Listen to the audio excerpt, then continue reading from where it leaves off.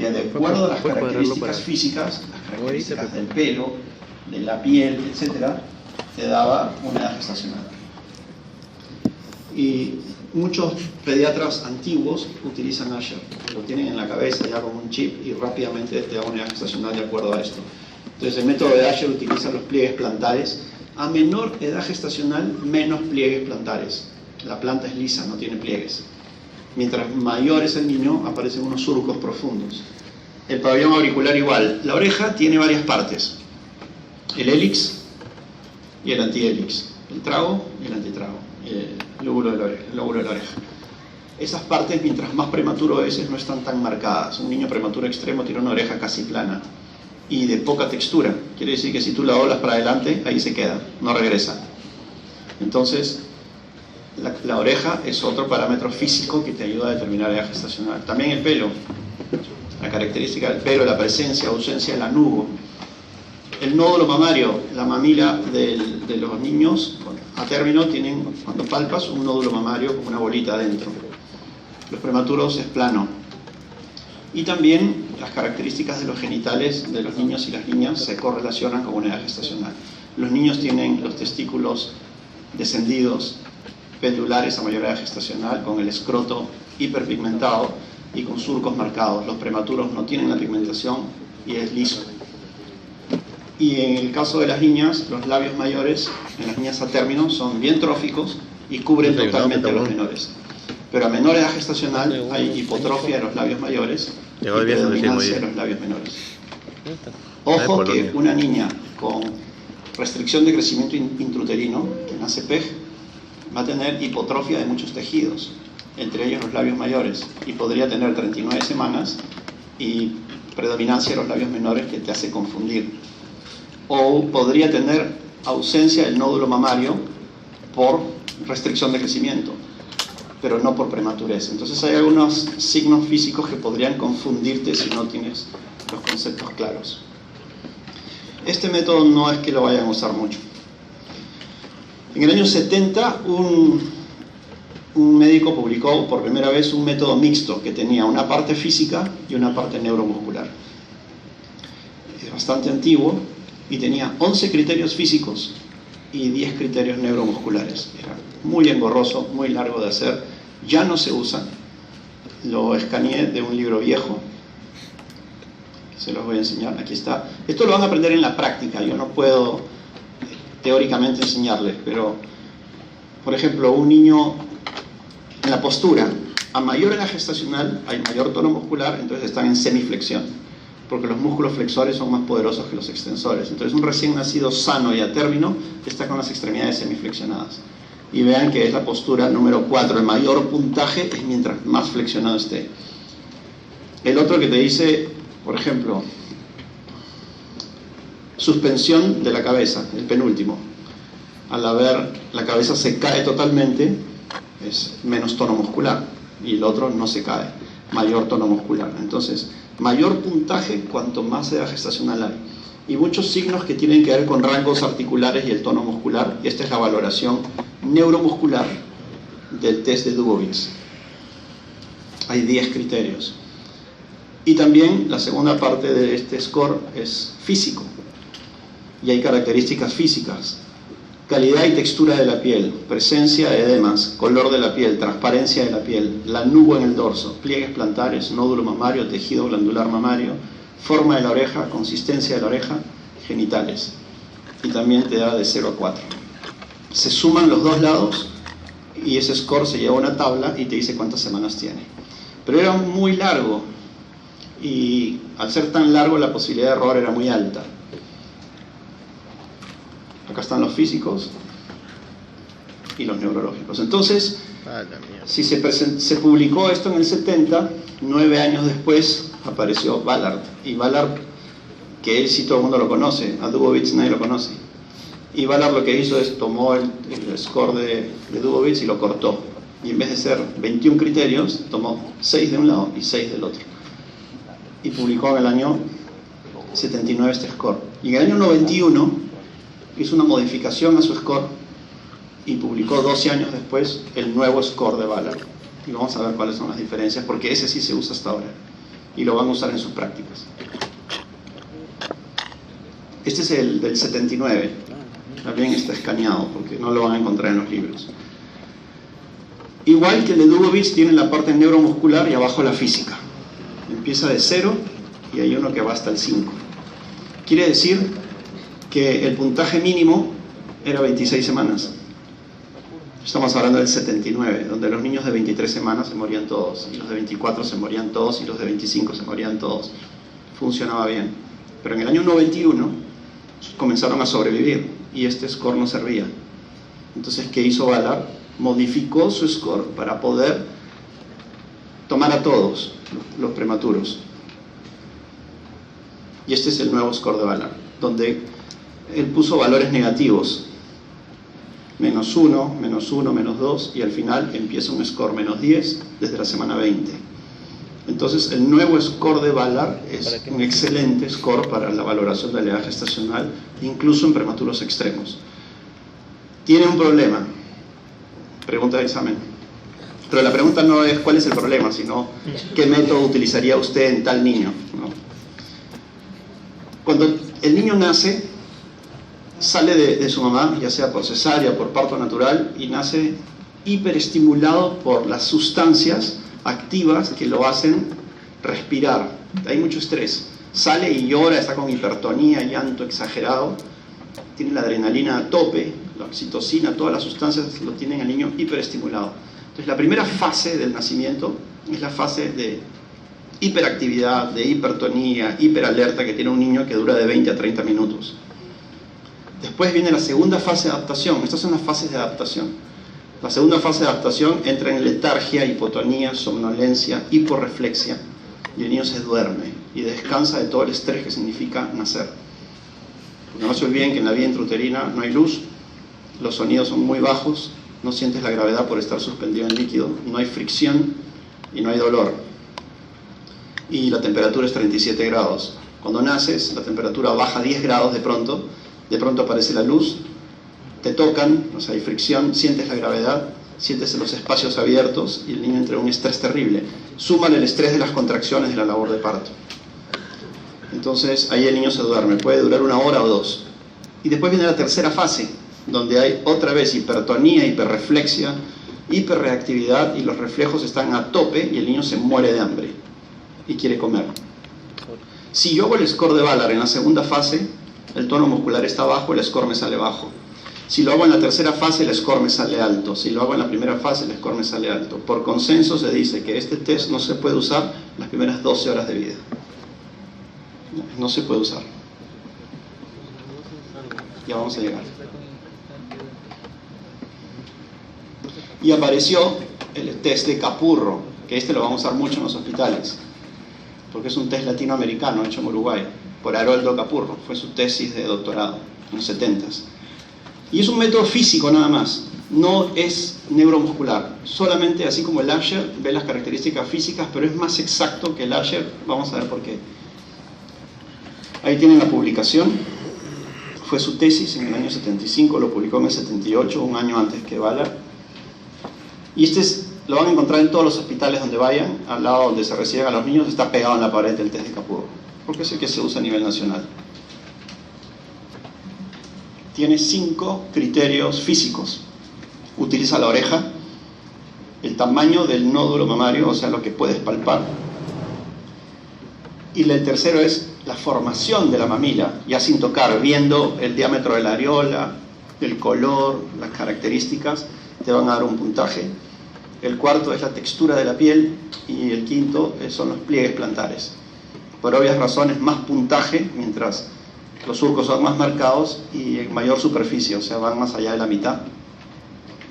Mayor puntaje si el nódulo mamario es de mayor diámetro, o si la mamila tiene mayor diámetro, tiene la areola pigmentada elevada y con los puntitos en su alrededor. Entonces, tú vas marcando, lo van a hacer en el internado, todos los días, vas a marcar, y hay hojas impresas que simplemente tomas una y después va la historia, y te sale un score. ¿Cómo se calcula el score? Sumas el puntaje que te da, se lo sumas a 204 y lo divides entre 7. Entonces, si la sumatoria de 204 llega a 280, ¿cuál es la edad gestacional? 40 semanas, ¿no? Entonces, con la práctica ya no vas a tener que usar la tabla, porque tú sabes que 280 es 40 y ahí vas bajando, ¿no? O vas subiendo, pero al inicio la vas a necesitar. ¿Esta la puedes usar apenas nace? Sí, física, no va a cambiar. El nódulo mamario no va a cambiar. No va a cambiar los surcos. Sí la puedes usar. El único problema, que es hasta matemático, imagínate que nace un niño prematuro extremo. Oreja, 0. Tamaño mamario, no hay, 0. Formación de la areola, no hay, 0. Piel fina y gelatinosa, 0.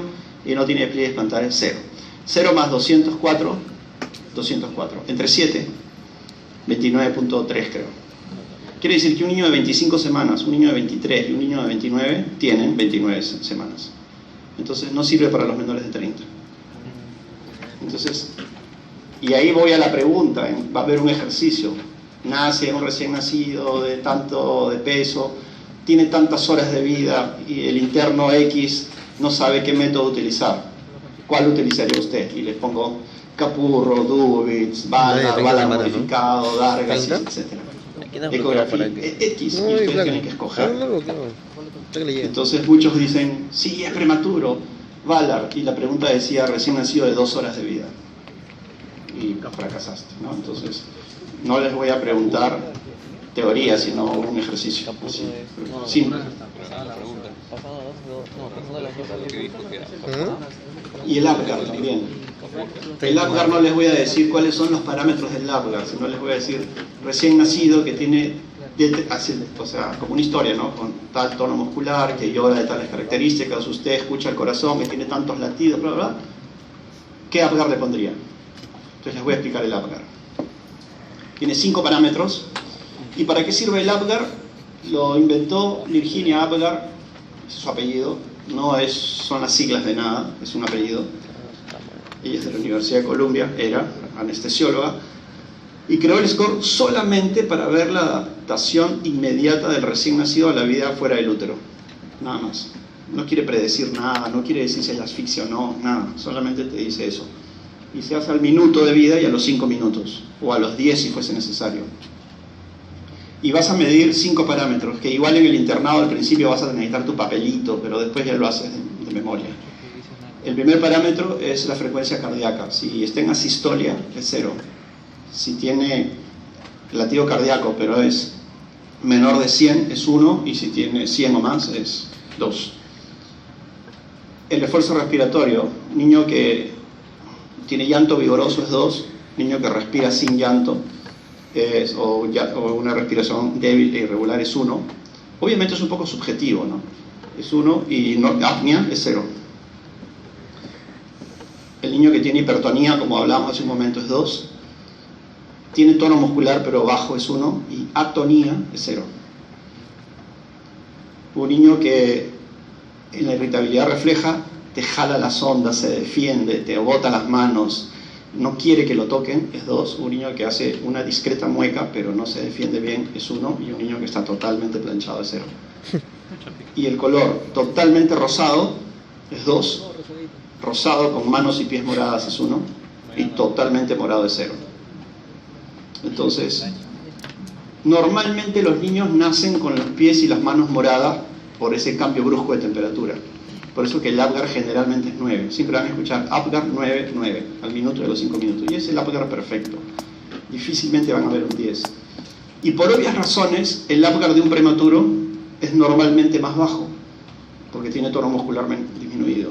Podría ser que el prematuro nació muy bien, pero al ser su tono muscular más bajo y su llanto más débil, porque es chiquito, desde ya empiezas de 7, 8. Así que hay estudios que demuestran que el APGAR es normalmente bajo en los prematuros.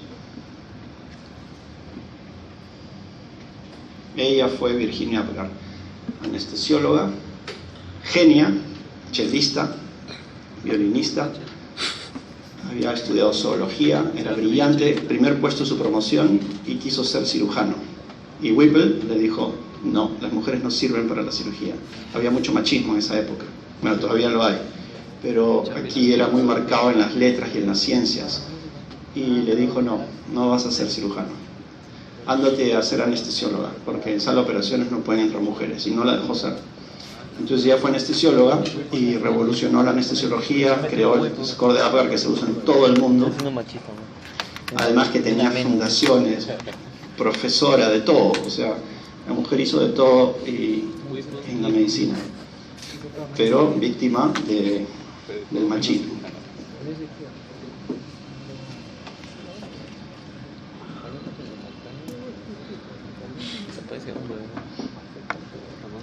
Lo que les decía, ¿no? Esto es un estudio viejo, pero que ya desde hace muchos años se habla de algunas limitaciones del Apgar para los niños prematuros por obvias razones. Pregunta, lógica.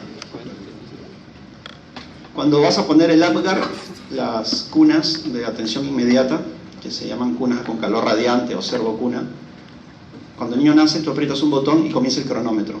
Y al minuto suena un pito que te avisa para que hagas el primer score. Y a los 5 minutos vuelve a sonar, y a los 10 minutos vuelve a sonar, te está avisando para que hagas un score de Apgar.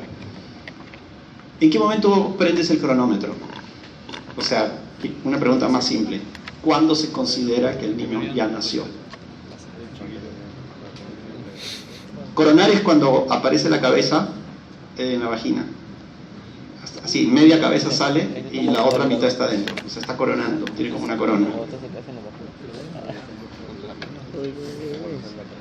Ya leyeron bien, entonces ahora vamos a levantar las manos. Todos voten, no sabe, no opina. ¿Ya? Levanten la mano los que votan por la A.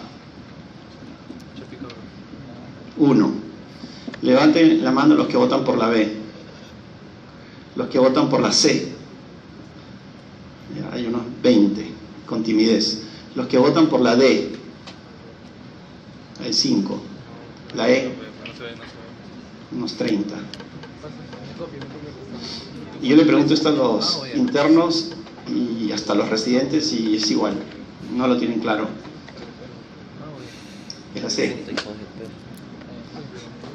¿Por qué no cuando cortamos el cordón umbilical? Porque han oído de la práctica del clampaje tardío. Nosotros en la clínica hacemos clampaje tardío, lo clampamos a los 2-3 minutos. Los estudios demuestran múltiples beneficios de clampar tardíamente, siempre y cuando el niño esté a la altura del corazón. Porque si lo pones más abajo hay transfusión materno-fetal, y si lo pones más arriba hay transfusión fetal-materna. Tiene que estar a la altura de la aurícula. Entonces el niño, y obviamente eso es el contacto piel a piel. El niño nace al pecho de su mamá, ya sea parto o cesárea, y no se corta el cordón. ¿Cuándo lo cortas? Cuando deja de latir. Entonces el obstetra está tomando el cordón y cuando deja de latir, clampa. Ese niño ya está comiendo, está lactando, está llorando, está feliz de la vida y tú vas a decir, no, todavía no ha nacido porque no he cortado el cordón. Entonces no es el clampaje de cordón. Chao. Al coronar, todavía no han llevado ginecobstetricia, ¿no? Bueno, me parece absurdo que lleven primero neonatología y no ginecobstetricia. Debería ser al revés, antes era al revés. A veces corona y es un macrosómico con grandes hombros y después se regresa. Y al final termina en cesárea. O después de 1 hora de pujar y 1000 maniobras sale el niño. Entonces la coronación no tiene nada que ver. D, cuando sale la cabeza. Lo mismo, a veces sale la cabeza y no sale y termina también en una cesárea o lo que fuera. Pero no es la salida de la cabeza. Y el primer llanto, respiración del bebé. Podría tener cierta lógica. Pero hay niños que nacen con asfixia. Con Apgar 0, Apgar 1. O sea, no hay llanto, están en apnea y nace y lo intubas. Le pones un tubo endotraqueal, lo ventilas, llegas a la UCI, lo conectas al ventilador mecánico y 5 días después, cuando mejora, sacas el tubo y el niño llora. Y no vas a ver si está naciendo. O sea, no es el llanto. Es cuando sale todo el cuerpo. Si nace encefálico, cuando sale el último pie, y si nace en podálico, cuando sale la cabeza. Bueno, esa pregunta ya no la voy a poner porque ya la saben. Bueno, ya sabemos cuánto dura una edad gestacional. Obviamente hay una diferencia de 2 semanas entre la concepción y la gestación en sí. Tenemos que hablar un poco de la parte del embarazo.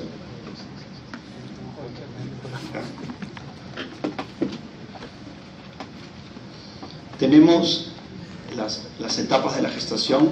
La etapa embrionaria, que dura hasta la semana 8, mejor lo ponemos acá, y la etapa fetal, que es a partir de ahí hasta el final de la gestación. Decíamos que en la etapa embrionaria todo se está formando nuevo, o sea, todo es nuevo, y ahí es donde puede generarse toda la teratogénesis. Y todo lo que viene después es la etapa fetal, donde lo formado está creciendo, ¿no? El niño comienza a crecer de la manera como hemos conversado al inicio. Entonces, ya el periodo fetal, todos los órganos están creados y ahora van a comenzar a madurar. No vamos a entrar en mucho detalle porque es neonatología, esto ya lo vieron en embriología y lo van a ver nuevamente en obstetricia. Simplemente términos básicos. No les voy a preguntar en el examen en qué semana funciona tal cosa, en qué semana aparece eso, no voy a preguntar, así que no tiene sentido que se aprendan estas cosas porque están en tablas y están en todos lados. Hay cosas que sí tienen que saber y se las voy a decir en un momento. Ya. Aquí sí es importante cuando hablamos de la semana 23 para adelante, porque van a tener pacientes de esa edad gestacional. De la semana 23 para abajo no van a tener ningún paciente, pero sí van a tener pacientes de 23 para arriba, y ahí sí tienen que conocer algunas habilidades como la succión, por ejemplo. Entonces, muchos de los reflejos, incluso la sensibilidad al dolor, aparece más o menos en la semana 22-23. Ya están los nociceptores presentes y las vías responsables de la conducción del dolor también están presentes. Quiere decir que todo ser humano vivo siente dolor. Todos. No como se creía antes, que recién nacido no sentía dolor. Eso lo podemos hablar en otra clase. Y también los niños ya comienzan a tener en algún momento de estas semanas capacidad pulmonar para no morir. O sea, una fase de la maduración pulmonar en que permite la sobrevida. Y también una piel determinada que no te vas a deshidratar en 5 minutos. Por eso que hablamos que recién aquí hay viabilidad. Hablemos del desarrollo pulmonar. Entonces el desarrollo pulmonar, miren cómo es. Hace un momento decíamos, número de alvéolos, 300 millones de alvéolos cuando eres adulto, 150 millones en cada lado. 50 millones cuando naces a término. Y no lo puedes cuantificar, depende de la edad gestacional, por eso he puesto puntitos, depende de las semanas. Volumen, el pulmón del adulto 5 litros, al nacer 200 mililitros. Y si eres prematuro, miren qué pequeño es tu volumen pulmonar. Y también el peso de tu pulmón. Pulmones llegan a pesar casi 800 gramos versus 20-25 gramos en el prematuro. Hablábamos del área de intercambio gaseoso también, casi 100 metros cuadrados el área pulmonar de un adulto. Y miren qué chiquito es el de un prematuro. Entonces el prematuro tiene grandes desventajas respiratorias versus el a término y versus un adulto. Y estas son las fases del desarrollo pulmonar. El embrionario, el pseudoglandular. Cuando hablamos del canalicular, que termina más o menos en la semana 23 a 25, termina esa fase y recién es viable. Y eso lo preguntan en todos los exámenes. A partir de qué fase empieza la viabilidad del feto, y es en la fase canalicular. Memorícenlo. Pero para que se haga un poquito más visual la cosa, lo pueden ver ahí. ¿No? Vean que la fase canalicular está entre la semana 23 y 25, antes de la sacular, y ahí ya puede haber sobrevida. Este niño puede entrar a ventilación mecánica, se le da surfactante exógeno a través del tubo endotraqueal y el niño puede sobrevivir. Obviamente siguiendo un camino largo. Y después viene la fase alveolar, que tiene que ver con muchas cosas que van a ver en pediatría. Entonces, hablamos de la canalicular en adelante. Ya hay desarrollo de la vascularización, la vía aérea distal, empiezan a diferenciarse los neumocitos, quiere decir que este niño puede sobrevivir. La sacular ocurre algo que se llama, y también en la alveolar, es la alveolarización. La alveolarización tiene que ver con esta figura. Cuando nace un niño tiene menor número de alvéolos, hemos visto que tiene como 50 millones, y vas a llegar a 300. Quiere decir que en algún momento tus alvéolos tienen que multiplicarse en número, y eso se llama alveolarización. Al alvéolo le sale un septum y lo separa en dos. Y después le sale un septum y lo separa en dos. Eso se llama la septación, que en términos generales es la alveolarización a través de la septación. Este fenómeno dura hasta los 5 años de vida, nada más. Después de los 5 años de vida ya tienes tus alveolos completos y ya no vas a tener más. Y tú los vas a destruir con el tabaco. Entonces, la alveolarización se da en los primeros años de vida. Por eso que los prematuros que tienen displasia broncopulmonar, como consecuencia de haber nacido prematuros y tener todas las infecciones y procesos inflamatorios del prematuro, y que la pasan muy mal y que se van a casa con balones de oxígeno y que son dependientes de oxígeno, en algún momento van a mejorar porque a través de la alveolarización van a producir tejido sano. Pero un adulto con EPOC, producto del tabaco, se va a morir por el EPOC, porque no tiene alveolarización, porque no produce nuevos alveolos. Entonces el prematuro tiene posibilidad de recuperarse, pero los adultos no. Entonces no fumen. El 30% de los prematuros menores de 1.500 gramos en Estados Unidos, que ya son adultos ahora, fuman. Y cuando tengan 50 años van a ser discapacitados respiratorios. Es absurdo. Esa es la alveolarización que les decía, ¿no? A través de la septación. El surfactante es una sustancia proteica que va a evitar que se colapse el alveolo, en términos generales. Ya vimos dónde está, ya vimos cuál es la función, ya vimos desde cuándo empieza a funcionar con mayor eficiencia, pasada la semana 34. Ya vimos estas gráficas también, acá están los neumocitos tipo 2, tipo 1, como paños de una pelota de fútbol.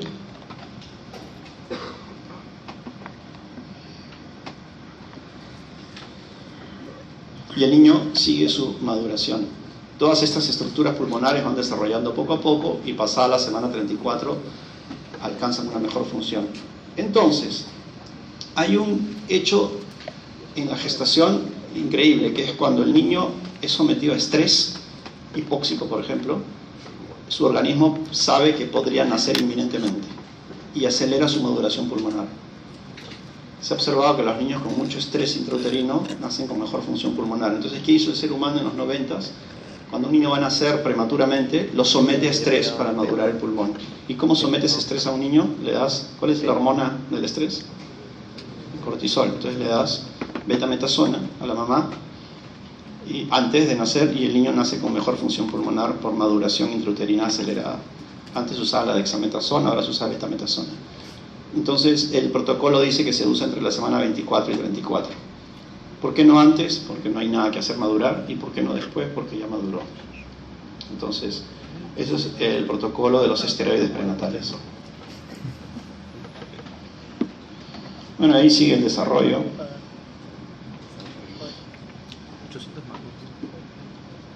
Las características físicas que hablábamos hace un momento. Entonces, en la etapa embrionaria hay hiperplasia y en la etapa fetal hay maduración de lo ya formado, o sea, hay crecimiento, hipertrofia. Aquí pueden ver también en un cuadro más o menos el desarrollo de algunas estructuras que no se las voy a preguntar, no tienen por qué memorizarse esas cosas, ya las verán en obstetricia. Lo que sí es importante saber es que cuando naces tu cerebro es la cuarta parte del cerebro que vas a tener cuando eres adulto, y al final del primer año es el 66%. ¿Por qué les digo esto? Porque para que un cerebro crezca tan rápido necesita un cráneo elástico, y su cráneo son los huesos que ya conocen unidos por cartílago, y como los huesos no son cuadrados sino son circulares, cuando se unen 2 o 3 círculos dejan un espacio en blanco, y ese espacio se llama ¿cómo? Fontanelas. Las fontanelas son cartilaginosas y están en la unión. Por ejemplo, encuentras la fontanela anterior, que es la unión del frontal con los parietales, que es como un rombo, y tienes la posterior, que es donde está el occipital, también una fontanela. Y ya van a aprender cuándo se cierran y cuándo son grandes cuando hay hidrocefalia, por ejemplo, son pequeñas cuando hay craniosinostosis, hay clases de todo eso.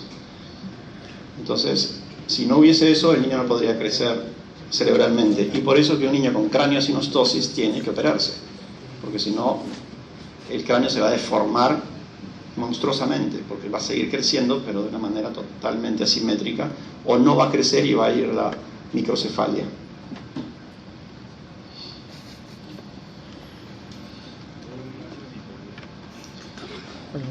Cuando un niño nace, de la barbilla a la parte superior de la cabeza, esa longitud es el 25% de su talla. O sea, los recién nacidos son muy cabezones, la cuarta parte de su cuerpo. Si un neonato pudiese ponerse de pie y midiera 1,80 m y entrara aquí, tendría la cabeza tan grande que no podría caminar. Además, la tonicidad de su cuello es muy pobre, no tiene gran capacidad de mantener su cabeza recta. En la medida que vamos creciendo, en la adultez la cabeza es el 12.5%. O sea, nuestra talla tiene 8 cabezas. Si a alguien le gusta dibujar, seguramente aprendió en sus talleres de dibujo que esto es el 12.5, y que 2 cabezas llegan hasta las rodillas, 4 cabezas llegan hasta la sínfisis del pubis, 2 cabezas más llegan más o menos a la parte inferior del esternón, y 2 cabezas hasta el final. Esa es la estructura corporal de un adulto. Cuando les hagan un test psicológico, procuren mantener esa proporción y tu dibujo no se va a ver tan infantil. Y si eres prematuro, la cabeza puede llegar a ser la tercera parte. Entonces, eso genera que en un prematuro la cabeza sea muy grande y el cuerpo muy chiquito. Y los prematuros usualmente están en podálico, todavía no giraron. Entonces, cuando hay dilatación precoz, el cuerpo se sale y la cabeza se queda atrapada. Y los macrosómicos pasa al revés. La cabeza puede pasar y los hombros no pasan. Entonces, dependiendo de muchos factores, se va a decidir una cesárea.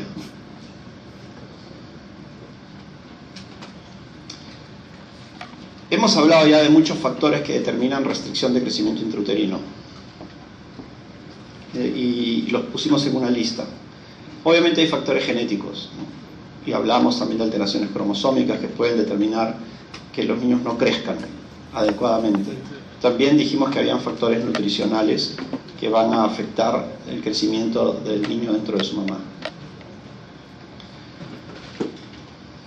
Entonces acá hay un estudio que ya tiene algunos años, donde se hacen, obviamente en poblaciones desprotegidas, intervenciones durante la gestación de enriquecimiento nutricional en las madres, y se ve niños con una mejora en el peso y una mejora, disminución en la morbilidad y en la mortalidad. Quiere decir que la modificación de la nutrición materna trae, para bien o para mal, grandes o pocos beneficios del feto y del neonato, ¿no? Ahí tienen los resultados. El mensaje es ese, simplemente, las intervenciones tempranas nutricionales en la gestación. Por eso que hay países que intervienen a las poblaciones de gestantes. Y nos vamos a un término que esto también es relativamente nuevo, tendrá unos 20 años, que es la epigenética. Supongo que la han tratado en sus clases de genética. Y que si antes se pensaba, cuando yo estudié medicina, se pensaba que lo que estaba concebido en la concepción ya estaba y tu historia estaba escrita. Pero se puede modificar tu información genética al inicio de la gestación. Y uno de los grandes modificadores de tu información genética en la gestación temprana es la nutrición de la mamá. Y por eso se habla de nutrigenética, nutrigenoma. Quiere decir que el genoma que tienes se puede alterar por la condición nutricional de la madre. Entonces, aquellos niños que por alguna condición de la mamá, de malnutrición, por ejemplo, pueden hacer que el niño no esté creciendo bien y haga una modificación de sus genes para alterar su metabolismo y convertirse en un ser humano ahorrador, porque su cerebro piensa que afuera no hay comida. Es un gen ahorrador que lo hace almacenar lo que come como grasa. Son niños que van a tener mayor tendencia a la obesidad por esta modificación, porque al nacer se encuentran que estamos en un mundo que sí hay comida. Entonces come y comienza a guardar, porque se modificó su metabolismo. Y eso es lo que se llama como los nutrientes, se llama el nutrigenoma, puede alterar la información genética, o sea, el genoma de los niños, alterando la absorción de los nutrientes, la utilización de los nutrientes, la tolerancia a los requerimientos. por esta variación genética secundaria a una exposición intrauterina, una malnutrición. Y eso ha generado dominios del estudio en la genética gestacional, que tiene que ver con la genética o la nutrigenética, que es la identificación y clasificación de estas variaciones, o la epigenética nutricional en sí, que es cómo el efecto de estos nutrientes sobre el ADN de los niños. Y en tercer lugar, ¿qué puedo hacer yo para modificarlos, ¿no? Entonces son áreas de la genética en la que se está trabajando mucho actualmente. Entonces hay una reimpresión metabólica. Los niños reimprimen su genoma de acuerdo a la nutrición de la madre. Quiere decir que somos lo que nuestras madres comió durante la gestación. Literal. Y a veces hay personas, conozco mucha gente que se cuida mucho, que practica mucho deporte, son delgados, todo, y son hipertensos. No encuentro es un factor de riesgo. O de pronto tienen un evento cardiovascular y una muerte temprana. O tienen diabetes sin ningún factor de riesgo. Tienen diabetes temprana y no tienen sobrepeso, se cuidan. Y es porque seguramente en la gestación hubo alguna modificación de su genoma. Entonces hay una relación entre la nutrición materna, la programación fetal, epigenética y el inicio de enfermedades crónicas en la adultez temprana. No se puede con la universidad. Entonces las experiencias tempranas de la nutrición te pueden cambiar fenotípicamente hacia obesidad, hipertensión, resistencia a la insulina, y en la adultez temprana tener enfermedades cardiovasculares, diabetes o síndrome metabólico. Eso lo van a ver en pediatría, bastante. ¿Y acabo? Sí. Entonces por eso cada vez hay más diabetes. No solamente la malnutrición en que se come mal, sino también en que se come mucho. O sea, los niños que nacen con bajo peso y los niños que nacen con macrosomía van a tener mayor riesgo en la adultez de tener alteraciones metabólicas, ambos grupos. Y hay estudios gigantes en el mundo que relacionan el crecimiento intrauterino, o sea, la nutrición intrauterina, y la segunda variable es el crecimiento del primer año de vida, secundario al uso de fórmulas lácteas, que tienen mucho más proteínas que la leche materna. Y por eso los niños no llegan con 10 kilos, sino llegan con 12 o 13 kilos al primer año. Y ese crecimiento acelerado también se asocia con mayor diabetes, enfermedades cardiovasculares, etc. Y hablamos de la paradoja francesa. Francia e Inglaterra tienen diferentes índices de muerte cardiovascular en la adultez. Se mueren más en Inglaterra que en Francia. En los 90s discutían los cardiólogos por qué, y llegaron a concluir de que es porque en Francia toman más vino, y el vino tiene un poder antioxidante que podría tener un beneficio sobre la salud. En años recientes se llegó a la conclusión de que no es el efecto antioxidante del vino, sino que volvemos a lo que hablábamos hace un momento, de 1850, 1870, donde vienen las guerras franco-prusianas y Francia adopta una política de sobrevivir a la infancia y les establece unos regímenes nutricionales muy buenos a su población para mejorarla. 30 años después, Inglaterra ve el resultado y dice, esto es muy bueno, así que nosotros también lo vamos a hacer. Pero ya Francia le lleva una generación a Inglaterra. Y ese es el efecto intergeneracional de mejorar la nutrición, y más de un siglo después, Francia tiene mejores índices de salud cardiovascular que Inglaterra, porque ambos países tienen casi las mismas cifras de actividad física, nutricional, etc. Pero ya tienen una carga posterior. Quiere decir que somos lo que comió nuestra madre, nuestra abuela, nuestras bisabuelas, etc. Las poblaciones tienen enfermedades de acuerdo a sus formas de vivir intergeneracionalmente. Y también tallas secundarias a la nutrición intergeneracional. Hay poblaciones muy pobres que tienen talla baja porque comen mal. La talla no es genética, no es racial, es nutricional. Yo trabajo con muchos niños adoptados y que en una sola generación llegan a 1,80 m cuando son adoptados muy pequeños. Y se ve también en las migraciones posguerra.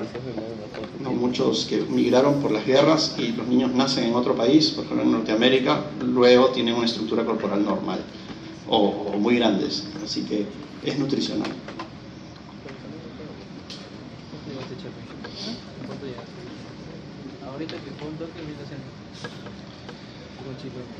Hay factores hormonales que van a determinar también el crecimiento y van a tener una clase de trastornos metabólicos del recién nacido, o sea, hipoglicemia, hipocalcemia, hipomagnesemia, hipofosfemia, hipercalcemia, hipermagnesemia.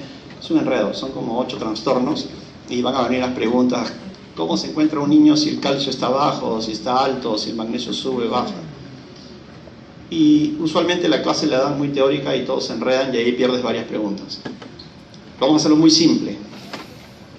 Calcio, magnesio y fósforo. Esa es la clase de trastornos metabólicos. Es glucosa, calcio, magnesio y fósforo. El calcio y el magnesio son amigos. Donde va uno va el otro. Y odian al fósforo. Si el calcio se va para arriba, el fósforo se va para abajo. ¿El calcio es depresor o estimulante del sistema nervioso central? ¿Quién dice estimulante? ¿Otra opinión? Les cuento una historia para que les sirva de memotecnia. Un niño llora, la abuelita se levanta, le prepara leche tibia, se la da y el niño se duerme. La leche tiene calcio, lo deprime y lo duerme. Para que se acuerden, el calcio es depresor del sistema nervioso central. Por eso que cuando le ponen gluconato de calcio a alguien a la vena, le puede producir apnea y bradicardia, ¿ya? O paro. Entonces, calcio deprime cuando está muy alto. Cuando está muy bajo te da lo contrario. Entonces, si yo tengo hipercalcemia, voy a tener hipermagnesemia y voy a tener hipofosfemia. Entonces la hipercalcemia, la hipermagnesemia y la hipofosfemia va con hipotonía, letargia, hiporreflexia. Mientras que la hipocalcemia, hipomagnesemia e hiperfosfemia va al revés. Hipertonía, hiperreflexia, hiperreactividad. Ahí ya tienen 6 trastornos metabólicos en sus características clínicas. ¿Qué es lo que les van a preguntar? Ahí tienen que aprenderse las causas que te producen la disminución o la elevación de uno u el otro.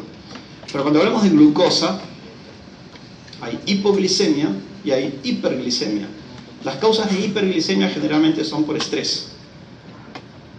Y de hipoglicemia, una de las causas más comunes es porque, miren aquí, mamá, feto, placenta. Los fetos no sintetizan glucosa, no necesitan sintetizar glucosa porque su mamá les da todo. Todo se los da a través de la placenta, pasa libremente.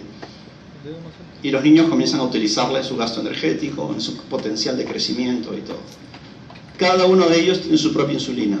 El niño se va a defender de su glucosa con la propia insulina que tiene en su páncreas. Y la madre tiene el suyo. Si la madre tiene diabetes no controlada, le va a pasar una carga de glucosa altísima a su hijo. Pero como el niño tiene buena insulina, se va a defender y se va a mantener euglicémico a expensas de hiperinsulinismo. ¿Cuál es la principal hormona de crecimiento del feto? La insulina. Y si el niño está en hiperinsulinismo persistente, ¿qué le va a pasar? Macrosomía. Por eso que los hijos de mamás diabéticas suelen ser grandes. ¿Y cuál es el riesgo de cuando nazca y cortas el cordón y paras el aporte de glucosa que le da a su mamá? Va a ser hipoglicemia por insulina alta. Entonces, van a hablar de hipoglicemia en la clase, en el examen y en las prácticas y en las guardias, porque es una de las complicaciones que más se ve en prematuros, en macrosómicos, en asfixiados, etc. ¿Por qué?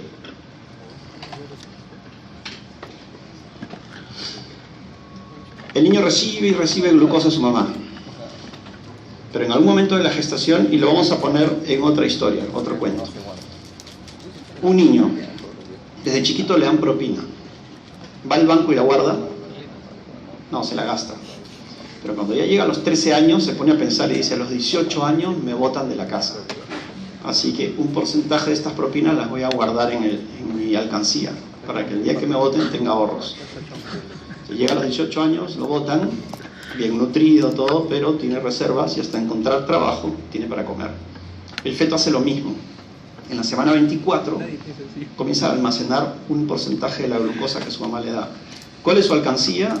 Es el hígado. ¿Y cuál es la moneda que utiliza? El glucógeno. Por eso que hay glucógeno hepático. Hay depósitos de glucógeno hepático desde la semana 24. Semana a semana hay más. Cuando llega a las 39 semanas, nace y cortan el cordón, la glucosa comienza a caer, porque ya no hay aporte.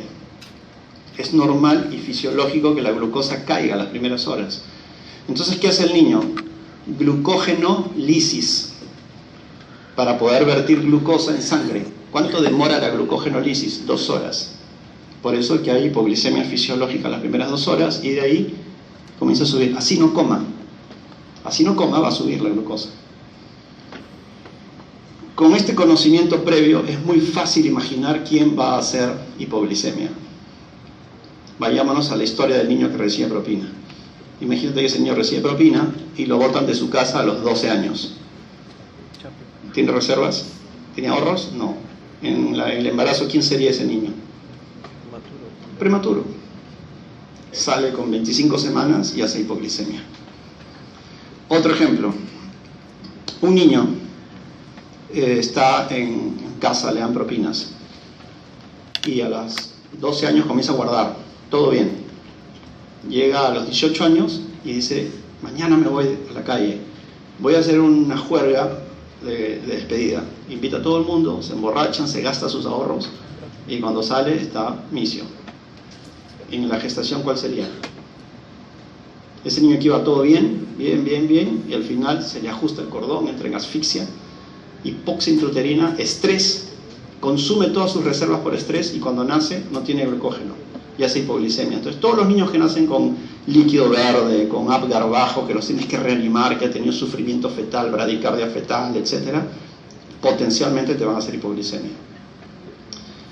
Tercer ejemplo, este niño viene de un hogar muy pobre, con las justas tenían plata para comer, pero ni siquiera para comer, estaba desnutrido, chiquito, delgado. ¿Había plata para darle propina? No.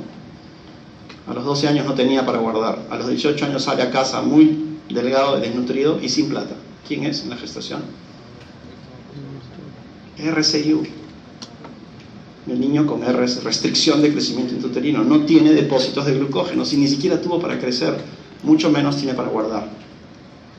Y además estos niños tienen policitemia, por hipoxia.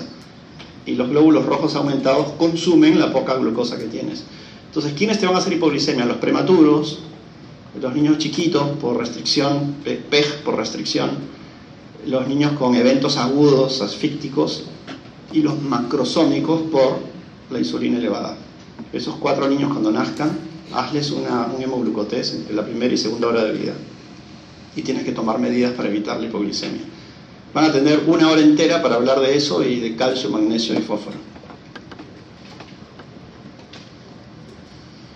Son importantes los factores hemos hablado de todos los factores maternos que determinan crecimiento o poco crecimiento.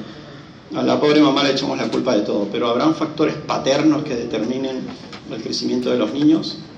Aquí hay un artículo de revisión. Es una revisión sistemática para ver el efecto del padre sobre sus hijos. Y la edad es un factor determinante, pero sin mucha fuerza. Vean, por ejemplo, ahí el odds ratio para tener un niño de bajo peso, según edad paterna, ¿no? Entonces vean que si tienes menos de 20 años, el odds ratio está en más o menos 1.1, 1.12. Y si tienes 55 años, estás en 1.2, 1.3, o sea, no es un gran riesgo.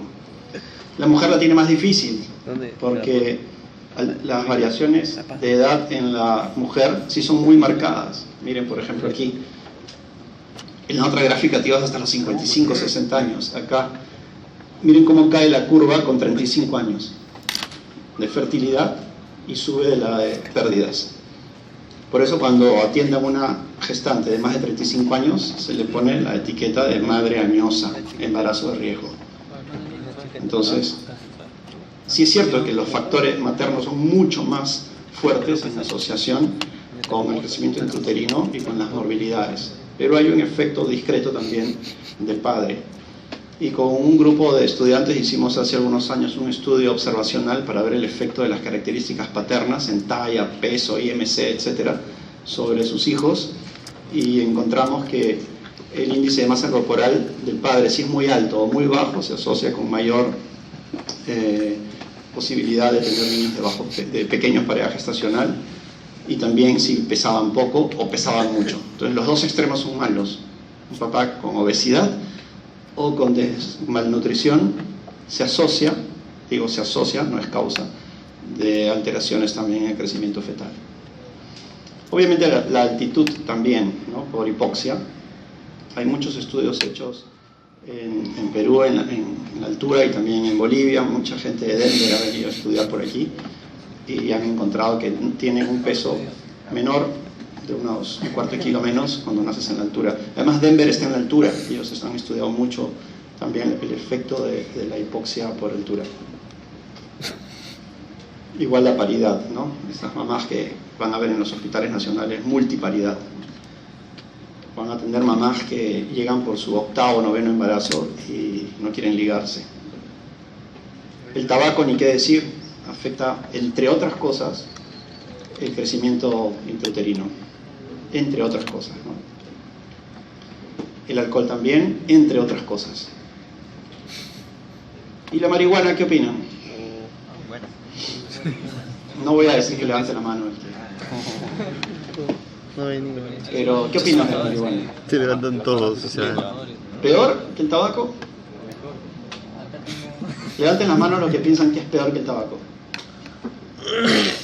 Levanten las manos los que piensan que no es peor que el tabaco. Levanten. Yo sé que todos están pensando que no es peor que el tabaco. No dice quién consume.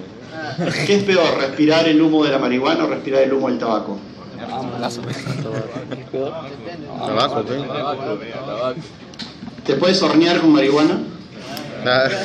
No, es mentira, eso es un mito. Si tú respiras el humo de alguien que está fumando y te pones a reír, estás actuando. No te da el efecto de cuando lo fumas, pero sí te da un efecto altísimo en riesgo de cáncer, mucho más que el tabaco. Respirar humo de alguien que fuma marihuana es mucho más cancerígeno que respirar humo de alguien que está fumando tabaco.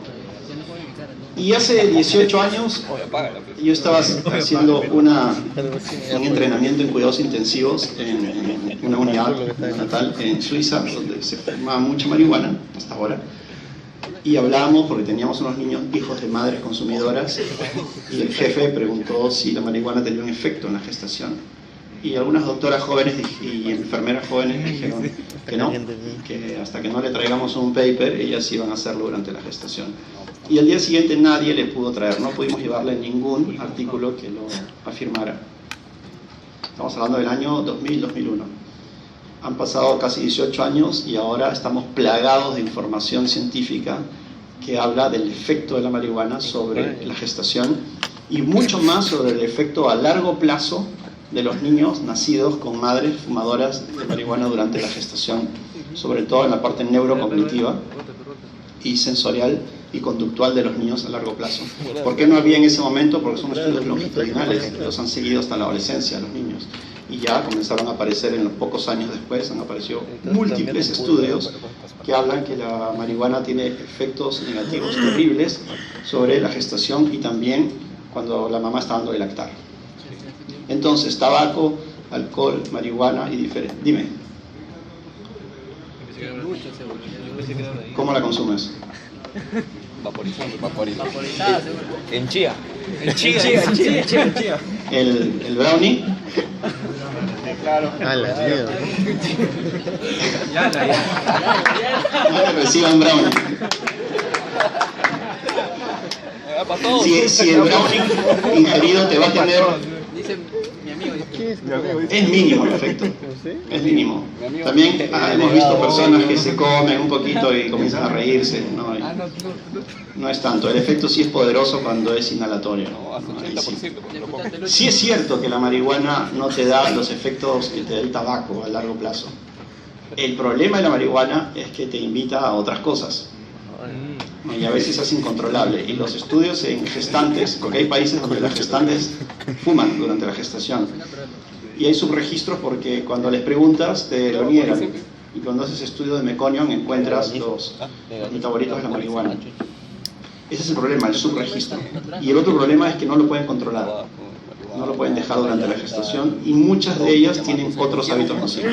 Lo acompañan con alcohol, lo acompañan con otro tipo de drogas que hacen que la condición actual, tanto en lactancia como en gestación, de todas las asociaciones pediátricas y ginecobstétricas es que no hay compatibilidad y no debe hacerse. Tiene más de 60 compuestos psicoactivos que van a tener una exposición prenatal y también una exposición postnatal en la lactancia materna. Entonces los niños van a recibir, y particularmente, y no te hablo de hospital público, en la clínica, tengo mamás consumidoras de marihuana y que lo han hecho durante toda la gestación y me ruegan por favor de que las deje fumar con la lactancia materna, o sea, como si fuera mi decisión, ¿no? Y es porque ya está en un estado que no lo pueden controlar más. Y son de familias muy pudientes, de estratos sociales muy altos. Obviamente en estratos bajos no lo vas a ver tanto porque el tabaco y la marihuana cuesta y no tienen para comer, menos para tener hábitos. Ahí vas a tener otros problemas en el hospital, dependientes de la condición social y económica. Sí.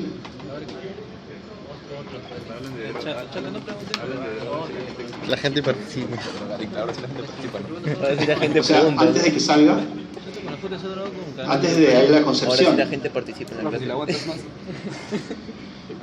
No sé, o sea, hay textos que te hablan de que sí, debe haber un discreto efecto, pero ahí también hay la variable de confusión de que muchos de los que lo consumen antes, lo van a consumir durante, etcétera, pero sí algunos estudios te dicen de que hijos de padres consumidores, así no lo hagan durante la gestación, aumentan el riesgo de también ser consumidores después. Pero es muy relativo, son observacionales, no puede haber un ensayo clínico jamás. O sea, no puede haber determinación de causalidad de esto. Los expertos.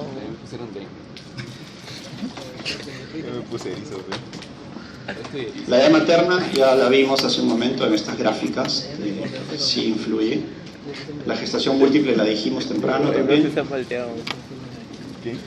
Las infecciones también hablamos del TORCH. El TORCH generalmente es al inicio de la gestación, entonces un niño con TORCH va a tener más simetría, porque es al inicio de la gestación. Entonces los niños se altera el crecimiento en talla y en peso. Mientras que, no te vayas, ya terminamos casi. ¿Te interesa esto? En serio, vamos a hablar de marihuana, mentira. Entonces ya, nos quedan 5 minutos de clase, no se preocupen. Van a tener una clase de ictericia, pero se van a enredar. Y también les he traído una memotecnia para que cuando tengan la clase la entiendan bien. Ictericia es icterus, es amarillo. Los bebés se ponen amarillos al nacer. El 60% de los bebés se ponen amarillos al nacer. Hace un momento decíamos que en la vida intrauterina hay menos oxígeno y que los niños son normalmente policitémicos, tienen 20-21 de hemoglobina. Y decíamos que policitemia neonatal es por encima de 65, o sea, una hemoglobina mayor a 22, 23. Partimos de eso, que es normal. Quiere decir que los niños, al tener tanta hemoglobina, cuando nacen y llegan a la superficie de la Tierra, a nivel del mar, en la atmósfera, se encuentran que hay mucho oxígeno y que les viene sobrando esa hemoglobina, entonces van a destruirla. Y la destruyen, y al romper el glóbulo rojo se libera la bilirrubina, que es parte de la estructura de la hemoglobina. Y la bilirrubina es un pigmento amarillo, entonces comienza a circular en sangre y los niños se comienzan a pintar de amarillo. La bilirrubina discurre por la sangre unida a la albúmina. Mientras esté unida a la albúmina, no va a pasar al cerebro. Es una condición. Si está libre, sí va a pasar al cerebro y pasa a la barrera hematoencefálica y se impregnan centros cerebrales de manera irreversible y te producen daños irreversibles como la sordera o la muerte. Entonces, lo que no queremos es que la bilirrubina pase al cerebro. Cuando la bilirrubina pasa al cerebro se produce un cuadro que se llama kernicterus o encefalopatía bilirrubínica. Van a tener una clase de eso. Bien, con esa historia de la fisiología, porque no es fisiopatología, es fisiología neonatal, vamos a hacer otra historia. Este es un rey. El rey tiene su tesoro más preciado, que es su castillo, su reino. Él lo cuida mucho. Entonces, no quiere que nadie se meta y le ha puesto un muro en su alrededor, muy grande, y tiene un portón fortificado para que nadie entre. ¿Quién se quiere meter? Se quieren meter los pobladores, entonces él pone seguridad en la puerta. Y todos los pobladores del pueblo están tratando constantemente de meterse a su palacio. Entonces él ha dicho algo: mientras exista un soldado para cada poblador, no va a poder entrar nadie. Y mientras tenga ese equilibrio, él está seguro y nadie se va a meter. Entonces, ¿cuáles son las condiciones? ¿Qué puede pasar? Puede pasar, bueno, ahí le ponemos nombre a todo, ¿no? Está el cerebro no quiere que se meta la bilirrubina. Y para eso, a cada bilirrubina le ha puesto albúmina. 1 gramo de albúmina puede ligarse a 8.2 miligramos de bilirrubina. Y los niños tienen más de 3 gramos de albúmina, así que pueden manejar tranquilamente 24 miligramos de bilirrubina. Difícilmente vas a llegar a 24. Y tienes la barrera hematoencefálica madura y que no es permeable a esta molécula de albúmina con bilirrubina. Es impermeable. Ahí está todo bien. Tienes buena albúmina que puede ligarse a toda la bilirrubina producida. Tienes una barrera hematoencefálica madura y estás bien. Y esa es la condición de casi todos los recién nacidos. Por eso no hay mayor riesgo. Pero ¿qué podría pasar?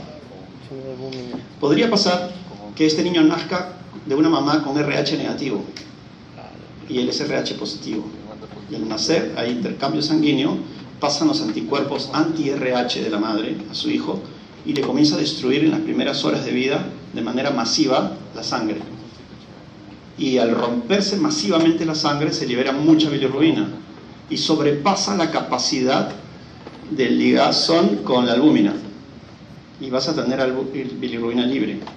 Porque si pasas de 24 y tienes 28, 30 de bilirrubina, la bilirrubina va a estar libre. Y pasa al cerebro y se va a impregnar. Por otro lado, podrías tener la bilirrubina en valores no muy altos, pero tener hipoalbuminemia. El prematuro tiene hipoalbuminemia. Entonces, los prematuros tienen otras curvas para valorar la bilirrubina. Ellos se pueden impregnar con valores más bajos.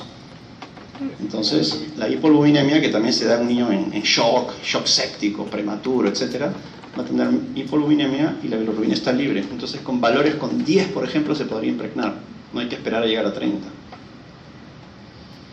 Podrías tener también un niño que tuvo asfixia, sepsis, hipoxia, hiperoxia, hipotermia, condiciones clínicas que dañan la permeabilidad de la barrera hematoencefálica y la dejan desprotegida, que va a hacer que incluso la albúmina ligada a la bilirrubina pueda meterse por daño. Entonces aquí los valores también son distintos. Entonces no depende de cuánta bilirrubina tiene el niño, sino que el contexto clínico hay que valorarlo. Se da el caso de los prematuros que nacieron con Apgar bajo, hubo que reanimarlos, están en sepsis, en shock séptico, tienen hipoalbuminemia por ser prematuros, por estar infectados, por estar hipóxicos, por estar en ventilación mecánica. Entonces, y además tienen mucha bilirrubina por incapacidad de conjugación de la bilirrubina. Entonces se dan todas las condiciones y los prematuros son los que están en gran riesgo de impregnación. Entonces, cuando tú te enfrentas a hiperbilirrubinemia, es muy distinto valorar un niño de 25 semanas que un niño de 40, ¿no? Donde puede producirse la impregnación del cerebro por bilirrubina. Esto en mayor detalle lo van a atender en una clase de 1 hora, pero es simplemente para cuando sean internos y vienen: doctor, este niño tiene ictericia, ¿qué hago? Y digo, ¿cuánto pesó? 3,600, Apgar 9,9. ¿Qué está comiendo? Lactancia materna exclusiva. ¿Y come bien? Sí, está vigoroso, está muy bien.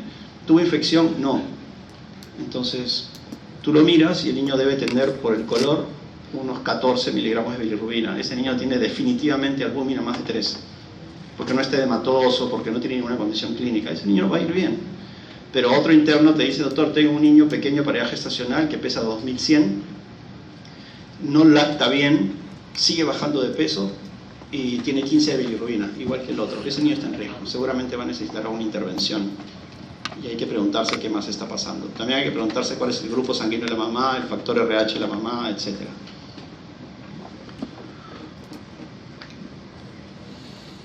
¿Preguntas?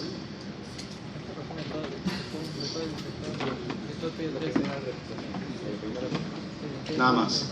Listo, gracias.